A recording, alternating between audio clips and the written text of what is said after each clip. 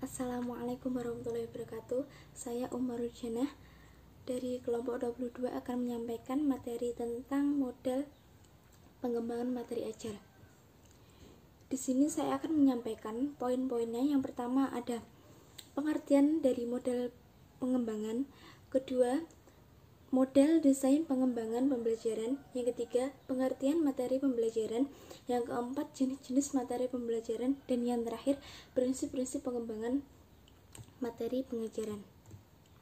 Yang pertama, saya akan menyampaikan pengertian model dari pengembangan. Model pengembangan memiliki arti, yaitu sebagai proses desain konseptual dalam upaya peningkatan fungsi dari model yang telah ada sebelumnya melalui perubahan komponen pembelajaran yang dianggap dapat meningkatkan kualitas pencapaian tujuan suatu pembelajaran. Di mana pengembangan ini memiliki arti diarahkan pada suatu program yang telah atau sedang dilaksanakan menjadi program yang lebih baik. Kemudian poin kedua ada model pengembangan pembelajaran,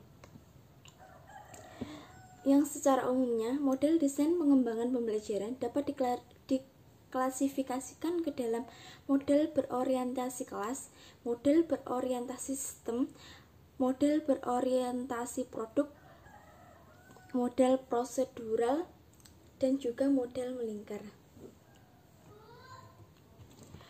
Model berorientasi kelas biasanya ditujukan untuk mendesain pembelajaran level mikro atau kelas yang hanya dilakukan setiap 2 jam pelajaran atau lebih. Contoh dari model ini adalah Azure. Kemudian, model berorientasi produk, artinya model desain pembelajaran untuk menghasilkan suatu produk. Biasanya media pembelajaran ini adalah video pembelajaran, multimedia pembelajaran, atau juga modul.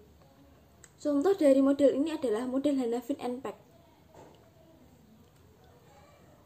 Kemudian ada model berorientasi sistem, yaitu model desain dan pembelajaran untuk menghasilkan suatu sistem pembelajaran yang cukup luas, seperti desain sistem suatu pelatihan atau kurikulum sekolah. Contoh dari model ini adalah EdD. Dari kesemua model tersebut dapat dipahami pengertian masing-masingnya, yaitu yang pertama model pengembangan Azure. Model ini merupakan jembatan antara peserta didik, materi, dan bentuk media. Model Azure merupakan model desain sistem pengembangan pembelajaran yang bersifat praktis dan mudah diimplementasikan. Model ini memastikan pengembangan pengajaran untuk mempermudah pendidik mengatur proses belajar dan melakukan hasil penilaian belajar peserta didik. Kemudian, langkah pengembangan model Azure sebagai berikut. Yang pertama ada analis liarness, yang bisa disebut mengidentifikasi.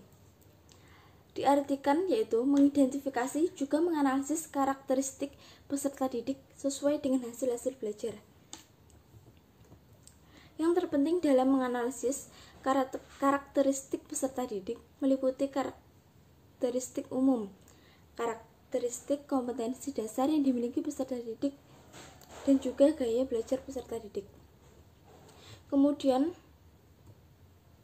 langkah kedua ada state objective, menyatakan standar dan tujuan pembelajaran yang spesifik. Tujuan pembelajaran merupakan rumusan yang mendeskripsikan tentang pengetahuan, keterampilan, dan juga sikap yang diperoleh peserta didik setelah menempuh proses belajar mengajar. Kemudian langkah yang ketiga ada select instruksional, metode, media, dan material. Langkah ini memilih metode, media, dan juga bahan ajar yang akan digunakan. Kemudian yang keempat ada Utilism media and materials. Langkah selanjutnya metode, media, dan bahan ajar diuji coba untuk memastikan ketiga komponen tersebut dapat berfungsi efektif untuk digunakan dalam proses belajar mengajar. Kemudian yang kelima ada require learner participation. Dalam langkah ini, keterlibatan siswa yang aktif akan menunjukkan apakah media yang digunakan efektif atau tidaknya. Jadi, pembelajaran harus didesain akan membuat aktivitas yang memungkinkan untuk peserta didik menerapkan pengetahuan dan kemampuan. Kemudian langkah yang terakhir ada evaluasi. Tahap ini dilakukan untuk menilai efektivitasnya pembelajaran dan juga hasil belajar siswa. Kemudian poin selanjutnya, model pengembangan Hanafin and Peck. Model ini terdiri pada 3 fase, yaitu ada fase analisis keperluan, fase desain, fase pengembangan, dan implementasi. Dalam model ini, penilaian dan pengulangan perlu dijalankan dalam setiap fase. Yang pertama, fase pertama, analisis kebutuhan dilakukan dengan mengidentifikasi kebutuhan-kebutuhan dalam mengembangkan suatu media pembelajaran, termasuklah di dalamnya tujuan dan objektif media pembelajaran yang dibuat, pengetahuan dan kemahiran yang diperlukan oleh kelompok sasaran, peralatan dan keperluan media pembelajaran. Kemudian fase kedua, fase desain. Informasi dari fase analisis dipindahkan ke dalam bentuk dokumen yang akan menjadi tujuan pembuatan media pembelajaran. Pada fase desain ini bertujuan untuk mengidentifikasi dan mendokumentkan kaidah yang paling baik untuk mencapai tujuan pembuatan media tersebut. Kemudian yang ketiga adalah fase pengembangan dan implementasi. Fase ini terdiri dari penghasilan diagram alur, pengujian, serta penilaian formatif dan penilaian sumatif. Dalam dokumen storyboard akan dijadikan landasan bagi pembuatan diagram alir yang dapat membantu proses pembuatan media pembelajaran. Untuk menilai kelancaran media yang dihasilkan, seperti kesinambungan link, penilaian dan pengujian dilaksanakan pada fase ini. Model Hanafin and Peck melaksanakan proses penilaian dan pengulangan harus mengikut sertakan proses-proses pengujian dan penilaian media pembelajaran yang melibatkan ketiga fase secara berkesinambungan. Kemudian saya akan menjelaskan mengenai model pengembangan ED. Ada satu model desain pembelajaran yang lebih sifatnya generik. Pengembangan ini muncul pada tahun 1990-an yang dikembangkan oleh Reiser dan Molenda. Pengembangan ini dikembangkan oleh Molenda dan Reiser pada tahun 2003. Model ini sering digunakan untuk menggambarkan pendekatan sistematis untuk pengembangan instruksional. Model ini memiliki 5 langkah. Yang pertama, analisa. Terdiri dari dua tahap, yaitu analisa kerja atau analisa kebutuhan. Analisa kerja dilakukan untuk mengetahui dan mengklarifikasi apakah masalah kerja yang dihadapi memerlukan solusi berupa penyelenggaraan program pembelajaran atau perbaikan manajemen. Kemudian pada tahap kedua, yaitu analisis. Yang kedua ada tahap perancangan. Tahap ini dikenal juga dengan istilah membuat rancangan.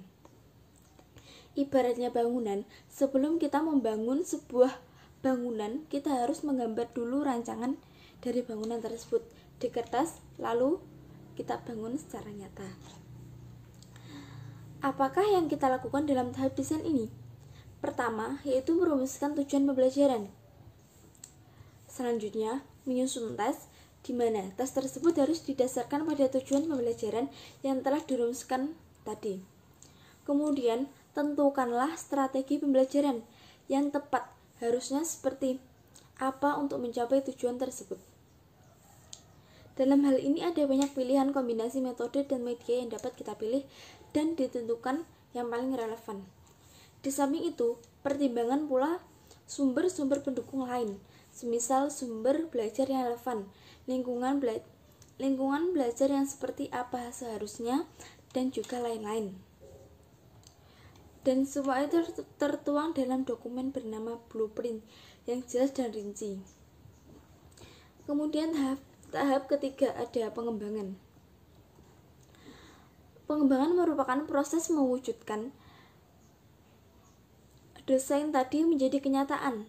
Artinya, jika dalam desain diperlukan suatu software berupa multimedia pembelajaran, maka multimedia tersebut harus dikembangkan, atau diperlukan modul cetak, maka modul tersebut perlu dikembangkan. Kemudian langkah keempat ada implementation.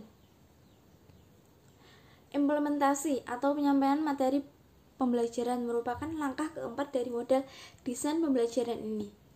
Langkah ini sering diasosiasikan dengan penyelenggaraan program pembelajaran sendiri.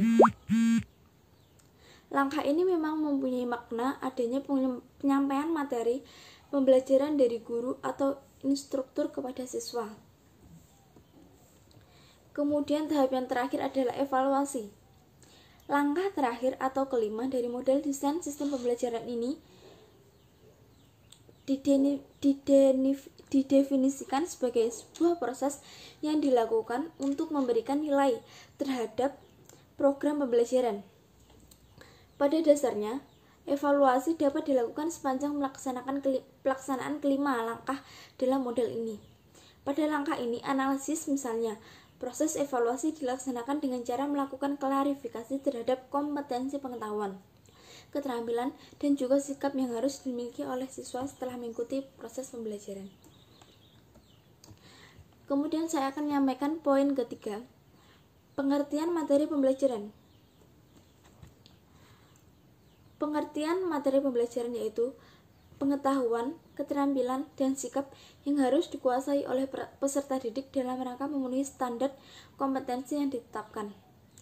Jadi, materi pembelajaran dipilih seoptimal mungkin untuk membantu peserta didik dalam mencapai standar kompetensi dan kompetensi dasar dalam pembelajaran.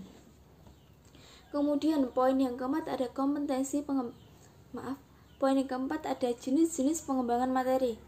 Yang pertama ada fakta, kedua konsep, ketiga prinsip, keempat prosedur, kelima sikap atau nilai, Kemudian saya akan menjelaskan tentang fakta. Fakta yaitu segala hal yang berwujud kenyataan dan kebenaran, meliputi objek, peristiwa sejarah, lambang, nama tempat, nama orang, nama bagian atau komponen suatu benda, dan sebagainya. Contoh dalam mata pelajaran sejarah atau peristiwa masa lalu yang bukti adanya. Yang kedua konsep. Segala hal yang berwujud pengertian baru yang biasa timbul sebagai hasil pemikiran yang meliputi definisi, pengertian, ciri khusus, hakikat, inti, dan sebagainya. Contoh dalam mata pelajaran ilmu kalam, yaitu bahwa Allah SWT memiliki sifat jaiz dan nama-nama yang baik atau yang disebut Asmaul Husna. Kemudian prinsip berupa hal-hal utama, pokok, dan memiliki posisi yang penting, meliputi detail, rumus, adagium, postulat, paradigma, teori, serta hubungan antar konsep yang menggambarkan hubungan sebab akibat. Contoh dalam mata pelajaran agama Islam yang berdialogkan ketauhidan yang bersumber dari Al-Quran dan hadis serta bernilaikan ajaran Islam. Dan yang keempat ada prosedur. Prosedur diartikan langkah-langkah sistematis atau berurutan dalam mengerjakan suatu aktivitas dan kronologi suatu sistem. Contoh dalam mata pelajaran fikih tentang cara berwudu serta rukun dan sunnah berwudu dan lain-lainnya. Kemudian yang terakhir ada sikap atau nilai, merupakan hasil pelajaran aspek sikap, misalnya dalam nilai kejujuran, kasih sayang, tolong menolong, semangat dan minat belajar serta bekerja. Contoh dalam mata pelajaran geografi, pengamatan lingkungan hidup dan pengembangan berkelanjutan. Kemudian yang poin terakhir, prinsip-prinsip pengembangan materi. Prinsip yang dijadikan dasar dalam menentukan materi pembelajaran adalah kesesuaian, relevansi, konsistensi, ilmiah, mengandung nilai etik, dan kecukupan. Yang pertama adalah relevansi. Materi pembelajaran hendaknya dengan mencapai kompetensi dasar jika kemampuan yang diharapkan dikuasai peserta didik berupa manfaat, fakta, maka materi pembelajaran yang diajarkan harus berupa fakta, bukan konsep atau prinsip ataupun jenis materi yang lain. Kemudian konsistensi, kompetensi dasar yang harus dimiliki peserta didik. Kemudian mengandung segi-segi etik. Materi yang akan dikembangkan hendaknya mengedepankan perkembangan moral peserta didik sesuai dengan norma-norma agama dan juga kebudayaan masyarakat. Kemudian ada ilmiah. Di sini diartikan bahwa materi pembelajaran itu bersumber dari buku, sumber yang baku, dan pribadi guru yang profesional. Kemudian sistematik dan logik. Materi disusun secara berurutan dengan mempertimbangkan faktor perkembangan psikologi para siswa. Dengan demikian diharapkan isi materi dapat dengan mudah diserap dan dimengerti oleh para siswa yang dapat terus diminati serta dievaluasi keberhasilannya. Kemudian yang terakhir ada kecukupan. Diartikan materi yang diajarkan hendaknya cukup memadai dalam membantu peserta didik sesuai dengan kompetensi dasar yang diajarkan. Mungkin sekian presentasi dari saya. Apabila ada kurangnya saya minta maaf, dan apabila ada yang kurang paham silakan ditanyakan. Sekian, wabillahi taufiq wal hidayah, wassalamualaikum warahmatullahi wabarakatuh.